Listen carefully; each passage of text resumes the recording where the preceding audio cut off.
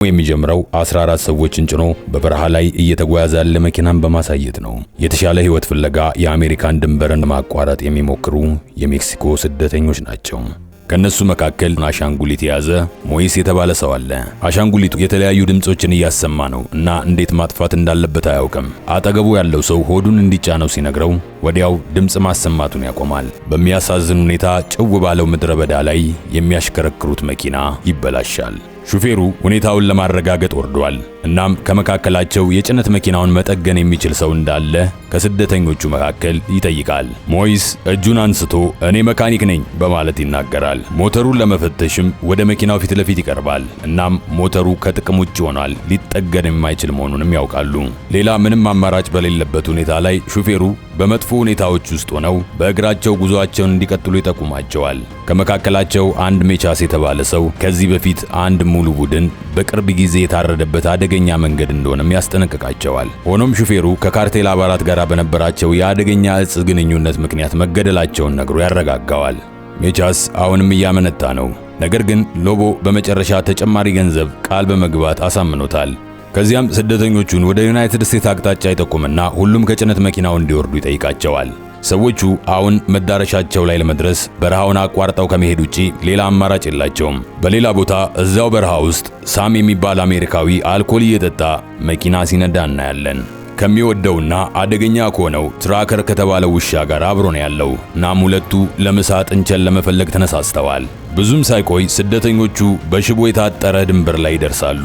ሎቦ አሁን ወደ ዩናይትድ ስቴትስ እንደሚገቡ ይገልጽላቸዋል። ስለ ጥንቃቄ አስፈላጊነት አጽንኦት ሰጥቶ እየመከራቸው ትንሽ ድምፅ እንኳን ከሰሙ ወዲያውኑ መደበቅ እንዳለባቸው ይነግራቸዋል። ሰዎቹ በዚህ ተስማምተው የአጥሩን ሽቦ አንድ በአንድ እያቋረጡ መሄድ ይጀምራሉ።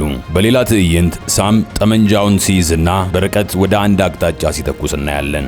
ጥይቱ በአካባቢው ሁሉ ያስተጋባል። ይህም በስደተኞቹ መካከል ትልቅ ፍርሃትን ይፈጥራል። በቁልቋል በተሸፈነው መስክ ላይ ለመደበቅ ይሞክራሉ። ሆኖም ሳም ለመብላት የፈለጋትን ጥንቸል ብቻ ነው የገደለው። ከጥቂት ቆይታ በኋላ ከስጋት አካባቢ ስላለፉ ትንሽ አረፍ ብለው ውሃ ለመጠጣት ይወስናሉ።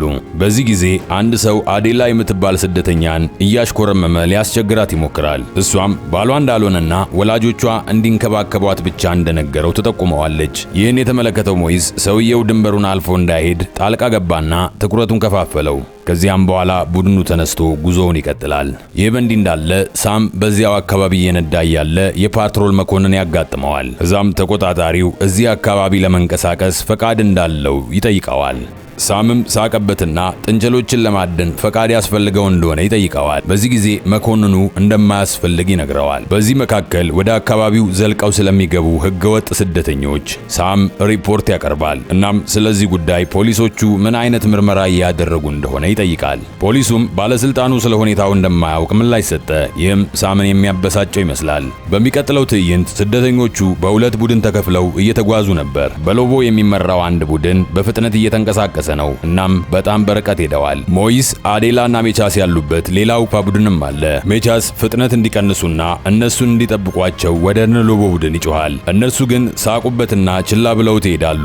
እንደውም በጣም ቀርፋፋ በመሆናቸው ይወቅሷቸውና ይልቁንም ፍጥነት ጨምረው እንዲራመዱ ያበረታታቸዋል። ከዛ በኋላ ከኋላ ያለው ቡድን የሳምን መኪና በኮረብታው ላይ ይመለከትና በፍጥነት ይደበቃሉ። ከጥቂት ቆይታ በኋላ ሳም ከመኪናው ሲወርድ ይታያል። በመሬቱ ላይ ማረብ ያገኝና ውሻውን እንዲያሸተውና በአካባቢው ሰው እንዳለ እንዲያጣራ ያዘዋል። ብዙም ሳይቆይ በሎቦ የሚመራው የስደተኞች ቡድንን ከሩቅ ያያቸዋል። ሳም ጠመንጃውን ወሰደና ከመካከላቸው አንዱን ተኩሶ ገደለው። ራሱ ሎቦን የገደለው የሚመጣ ባለማወቃቸው ሁሉም ተደናቅጠው በየአቅጣጫው ይሯሯጣሉ። ሳምም ሕይወታቸውን ለማዳን የሚሸሹ ሰዎችን በማየቱ በጣም ተደስቷል። ተራ በተራ መተኮሱንም ቀጥሏል። ራሳቸውን ለማዳን በከፍተኛ ኃይል በየአቅጣጫው በሰፊው በረሃ ውስጥ መሮጥ ይጀምራሉ። ነገር ግን ሳም አንድ በአንድ ይለቅማቸዋል። ይህ በእንዲህ እንዳለ ከኋላ ቀርቶ የነበረው ቡድን ሰውየው አንድ በአንድ ሲለቅማቸው በሚያዩት ትዕይንት በጣም ፈርተዋል። ሁሉንም ከገደለ በኋላ ሳም በድል አድራጊነት ራሱን እያኩራራ ይታያል። ይህ የአእምሮ ህመምተኛ የሆነው ሳም ለህገወጥ ስደተኞች ጥልቅ ጥላቻ ያለው ሰው ነው።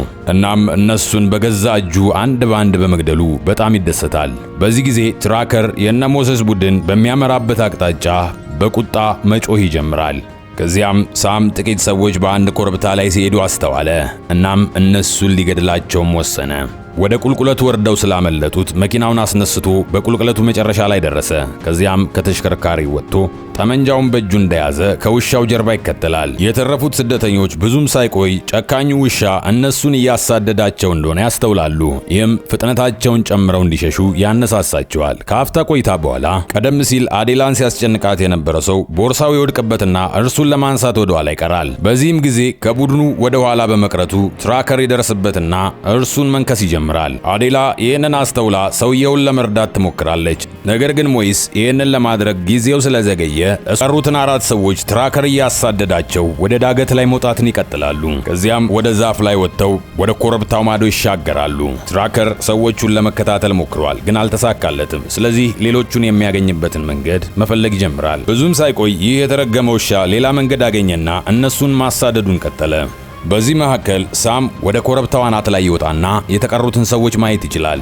ከተወሰነ ጊዜ በኋላ የቀሩት ሰዎች ገደል አፋፍ ላይ ይደርሳሉ። እናም ራሳቸውን ለማዳን ከዚህ ትልቅ ድንጋይ ላይ መዝለል አለባቸው። የአደገኛ ውሻ ትራከር ከኋላቸው እንዳለ በመገንዘብ አደጋውን ከመጋፈጥ ውጪ ምንም አማራጭ የላቸውም። ሞይስ፣ አዴላና ሜቻስ በተሳካ ሁኔታ ዝላይ አድርገዋል እና ወደ ሌላኛው አቅጣጫም ተሻግረዋል። ነገር ግን አራተኛው ሰው በጣም ፈርቷል። እናም እንደነሱ ለመዝለል ድፍረቱም ጎድሎታል። ከኋላው ትራከርን ስላየው እንደምንም ራሱን አደፋፍሮ በጀግንነት ለመዝለል ሙከራ ያደርጋል። እንዳለመታደል ሆኖ ሙሉ በሙሉ ባለመዝለሉ ድንጋዩ ላይ ይንጠለጠላል። በዚህ ጊዜ ሰውየው በሳም ኢላማ ውስጥ ይገባና ሳም በጠመንጃው ተኩሶ መሬት ላይ ይዘርረዋል። ሞይስ ከጥይቱ ለጥቂት ያመልጥና ከቀሩት ጋር አብሮ ይሸሻል። ከዚህ በኋላ ሳም የማምለጫ መንገዳቸውን ለመለየት የዛን አካባቢ ካርታ መመልከት ይጀምራል። ከዚያም ታማኝ ውሻውን ትራከርን የቀሩትን 3 ስደተኞች እንዲያሳድድ ያዘዋል። ትራከር መሮጥ ይጀምራል። ሳም ግን ወደ መኪናው ይገባና መንዳት ይጀምራል። ከዛ በኋላ 3ቱ ሰዎች የሳምን መኪና በማየታቸው በሸለቆ ውስጥ ይደበቃሉ። እሱም ሊያገኛቸው አልቻለም። በዚህ ጊዜ ሳም ከመኪናው ወርዶ አካባቢውን መቃኘት ይጀምራል። እንዳለመታደል ሆኖ ትራከር ስደተኞቹን ከሩቅ ያስተውላቸውና በከፍተኛ ሁኔታ መጮህ ይጀምራል። 3ቱም ወደ አለቱ እንደገና በመውጣት ከዚያ ለማምለጥ ይሞክራሉ። ከዚህ በኋላ ትራከር ያለማቋረጥ በመጮሁ ሳም ያለበትን አካባቢ ያውቃል። እናም ወደ ዳገቱ መውጣት ይጀምራል። ብዙም ሳይቆይ ከሞይስና አዴላ ጀርባ በትንሹ የዘገየው ሜቻስ ላይ ያ ነርቡ ሰውዬ ይተኩስበታል። ከዛም ሜቻስ መሬት ላይ ይወድቃል። ይህ የተረፉት ሞይስና አዴላ ብቻ ናቸው። አሁን ከአለቱ ጀርባ ተደብቀዋል። በድንገት በሞይስ ጀርባ ውስጥ ያለው ቴዲ ቤር ሙዚቃ መጫወት ስለጀመረ በፍጥነት ያጠፈዋል። ትራከርና ሳሚ ግን ይህን ሰምተዋል። ሁለቱ አሁንም በአቅራቢያቸው እንዳሉ አውቀዋል። ሳም ግን ከረጅሙ ውሎ በኋላ አሁን ደክሞታል። እናም ምሽቱ እየተቃረበ ነው። ስለዚህም ለጊዜው ትቷቸው ነገ ማደኑን ለመቀጠል ወሰነ። ምሽት ላይ ሞይስ ጓደኛዋ ስለሞተ ማዘኑን ገለጸላት። ነገር ግን አዴላ ያን ያህል ጊዜ እንደማይተዋወቁ መለሰችለት። እሷ እዚህ መምጣት እንደማትፈልግ ገለጸችለትና ነገር ግን ወላጆቿ ያሉበት ከተማ ለእሷ ደህና እንዳልሆነ በማሰባቸው ወደዚህ እንደላኳት ነገረችው። ከዚያም ሞይስ ከባለቤቱና ከልጁ ጋር በአሜሪካ ውስጥ በሕገወጥ መንገድ ይኖሩ እንደነበረ ይገልጽላታል። አንድ ቀን የፊት መብራቱ በተሰበረ መኪና ምክንያት ፖሊስ ያስቆመዋል። ይህም ለእስር ይዳርገዋል። መጀመሪያ ላይ በተገቢው አሰራር አገሩን ለቆ መውጣት ሞክሮ ነበር። ነገር ግን የአካባቢው ፖሊሶች ይዘውት ወደ እስር ቤት ይወረወራል። በተሰደደበት ወቅት ቴዲ ቤርን ልጁ እንደሰጠችውም ይነግራታል።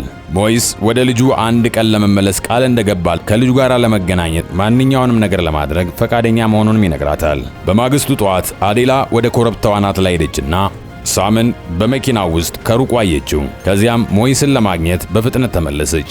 ነገር ግን በመንገድ ላይ ትላልቅ እባቦች በማግኘቷ ትደናገጣለች። ይህም ቢሆን ልጅቷ በጥንቃቄ ወደ ሌላ አቅጣጫ ለመሄድ ትሞክርና ከእባቡ ንክሻ በጥበብ ታመልጣለች። ሞይስን ስታገኘው የነጩን ሰውዬ መኪና ስለመስረቅ ሐሳብ ታቀርብለታለች። ከዚያም እንዴት ለመንዳት እንዳሰበችም እቅዷን ነገረችው። ሞይስ ተጨንቋል እና በመጀመሪያ ውሻውን ማስወገድ እንዳለባቸውም አጥብቀው ይነግራታል። ለዚህም አዴላ እቅድ እንዳላትና ቴዲ ቤር ብቻ እንደሚያስፈልጋት ትነግረዋለች። በሚቀጥለው ቀን ትራከር መሬት ላይ ተኝቶ ሳም ዕቃዎችን ሲያስተካክል እናያለን።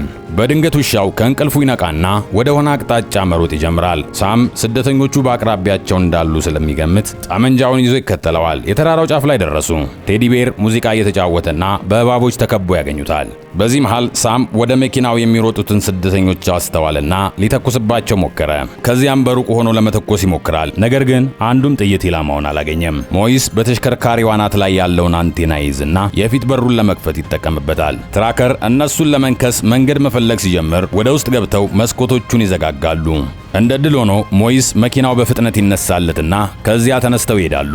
ስደተኞቹ በመጨረሻም በማምለጣቸው በጣም ተደስተዋል። እየጮሁም ድላቸውን ማክበር ይጀምራሉ። ሆኖም ደስታቸው ጊዜ ብቻ የሚቆይ ሆነ። ሳም በድንገት መኪናው ላይ ተኩሶ አዴላን ትከሻዋ ላይ መታት። በዚህ የደነገጠው ሞይስ መኪናውን በትክክል መቆጣጠር ባለመቻሉ መኪናው ይገለበጣል። ሆኖም ሞይስ ምንም ጉዳት ሳይደርስበት ከፒካፑ ለመውጣት ችሏል። የተጎዳችውን አዴላን ከመኪናው ውስጥ ያወጣታል። ከተገለበጠው መኪና ውስጥ የመጀመሪያ እርዳታ መስጫ ዕቃ ይይዛል። ሁለቱም በፍጥነት ከዚያ ይሸሻሉ። ትንሽ ከተራመዱ በኋላ ከግዙፉ ቁልቋል ፊት ለፊት ይደርሳሉ። እዚያ ለማረፍ ይወስኑና ሞይስ የመጀመሪያ እርዳታ መስጫውን ሳጥን ይከፍታል። በዚያም የቁስል ማሸጊያና ተቀጣጣይ ምልክት መስጫ ሽጉጥ ያገኛሉ። የአዴላን ቁስል ይጠራርግላትና ካሻሸገላት በኋላ እሷን ብቻዋን ትቶ መሄድ እንዳለበት ይነግራታል። እሱ ከቆየ ሁለቱም እንደሚሞቱ ይነግራትና ልጁን እንደገና ለማየት እንደሚፈልግም ይነግራታል። ከተወሰነ ቆይታ በኋላ ሳምና ትራከር የደም ዱካውን እየተከተሉ ብዙም ሳይቆይ አዴላ ያረፈችበት ትልቅ ቁልቋል ጋር ይደርሳሉ።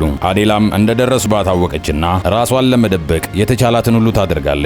በዚህ ውጥረት ውስጥ እያለች ሞይስ በርቀት የተኮሰው የምልክት መስጫ ሽጉጥ ሳምን ወደሱ ተከትሎ እንዲሄድ ያነሳሳዋል። ልጅቷ በመጎዳቷ በቅርብ እዚህ በረሃ ውስጥ እንደምትሞት በማሰብ ትራከር ያኛውን እንዲከተል ያዘዋል። ሞይስ ወደ ቁልቋል ሜዳው መሮጥ ይጀምራል። ትራከርም እሱን ማሳደድ ይጀምራል። ሞይስ በቁልቋል ጥቅጥቅ ባለው ቦታ ላይ በጥንቃቄ ለማለፍ እርምጃ ይወስዳል። ውሻው በከፍተኛ ፍጥነት መሮጡን ቀጥሏል። በመጨረሻም ዘሎ ለመያዝ ሲሞክር ሞይስ የመጨረሻውን የምልክት መስጫ ሽጉጥ ወደ አፉ ይተኩስበታል። ይህን ጊዜ ውሻው በቁልቋሉ መካከል ተጣብቆ በህመም ማቃሰት ይጀምራል። በዚህ ጊዜ ሞይስ ለማምለጥ እድሉን ይጠቀምበታል። በዚህ መካከል ሳም የውሻውን ለቅሶ ሰምቶ ወደሱ ሲመጣ በመቃጠል ላይ ያለውን ትራክ ሲያገኝ በጣም አዘነ። የሚወደው ውሻ ከሞተ በኋላ ሳም ራሱን አበረታታና ይህንን ያደረገውን ሰው ለመበቀል ይምላል። ይህ በእንዲህ እንዳለ ሞይስ የድንበር ጠባቂውን ተሽከርካሪ በርቀት አየ።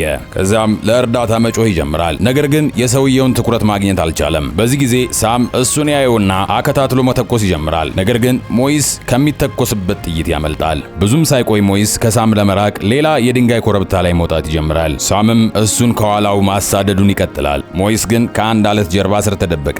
ከረዥም ፍለጋ በኋላ ሳም በመጨረሻ ከአንዱ ገደል ጫፍ ላይ ቆመ። ሳም በጣም ተዳክሟል። በዚህ ጊዜ ሞይስ ከጀርባው ተደብቆ ነበረ። እሱን ለማሸነፍ ብቸኛ እድሉ ይሄ እንደሆነም ተረድቷል። ሞይስ ዘሎ ሳም ላይ በመውጣት ከተራራው ወደ ታች መንከባለል ይጀምራሉ። ሳም በዚህ ምክንያት ክፉኛ ይጎዳና የእግሩ አጥንት መሰበሩንም ይመለከታል። ሞይስ ግን ደህና የሆነ ይመስላል። ጠመንጃ በቅርብ ርቀት ላይ እንዳለ ይመለከቱና ለመያዝ ይሞክራሉ። ሞይስ ቀድሞ ጠመንጃውን በእጁ ያስገባል። ወደ ሳም አነጣጥሮ ባልንጀሮቹን እንደ እንስሳ እንዴት እንደገደላቸው እየተናገረ አፋጠጠው። በሞት አፋፍ ላይ ያለው ሳም ለድርጊቱ ይቅርታ ጠየቀ። እናም ስለ ሕይወቱ ለመነ። ሳም ምንም ቢያደርግ ሞይስ እሱን ላለመግደል ወሰነና በረሃው ራሱ ቀስ ብሎ እንደሚገድለው በማሰብ ጥሎት መራመድ ይጀምራል። በመጨረሻው ትዕይንት ላይ ሞይስ አሁንም ከቁልቋሉ ጀርባ ያለችውንና በአስጊ ሁኔታ ላይ የምትገኘውን አዴላን ለማግኘት ይሄዳል። በድንጋጤ ውስጥ ያለችዋን አዴላን ተስፋ እንዳትቆርጥ ይነግራታል። ሞይስ በጀርባው ተሸክሟት እየሄደ የሆነ ሰው እዛ እንደሚያገኛቸው ያረጋግጥላታል። ሙሉ ቀን ከተራመዱ በኋላ ሞይስ በሩቁ ብልጭ ድርግም የሚሉ መብራቶችን አየ። ይህም በመጨረሻም ወደ ከተማ መድረሳቸውን ያመላክተዋል። እናም ፊልሙ እዚህ ላይ ያበቃል።